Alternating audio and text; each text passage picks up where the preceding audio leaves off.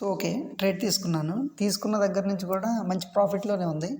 But కొంచెం సేపటికి ఇది లాస్‌లో కన్వర్ట్ అయింది. చూడండి లాస్‌లోకి ఎలా కన్వర్ట్ అవుతున్నదో. బట్ నాకైతే ఓవరాల్‌గా కాన్ఫిడెన్స్ ఉంది. ఎందుకంటే నేను పుల్ బ్యాక్‌లో ఎంట్రీ తీసుకున్నాను. ఇలాంటి పుల్ బ్యాక్‌లో ఎక్కువ సేపు హోల్డ్ చేసి ఉండకూడదు. ఎందుకంటే పుల్ బ్యాక్ అనేది చాలా షార్ట్ టర్మ్. కాబట్టి చాలా క్విక్‌గా తీసుకోవాలి డెసిషన్ ఇక్కడ. కంప్లీట్‌గా నేను ఫుల్ వీడియోలో పెట్టాను. ఒకసారి ఫుల్ వీడియో చెక్ చేయండి.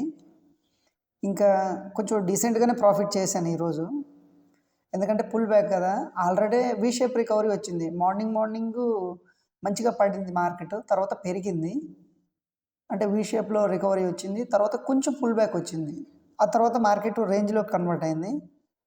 సో, మార్కెట్ ఈరోజు చాలా వోలటైల్‌గా ఉంది. ఓవరాల్‌గా నేను ఫుల్ వీడియో పెట్టాను. ఫుల్ వీడియోలో ఎక్స్‌ప్లెయిన్ చేశాను. ఫుల్ వీడియో చెక్ చేయండి ఎంత ప్రాఫిట్ చేశాననేది. దట్స్ ఇట్ అండి. Thank you.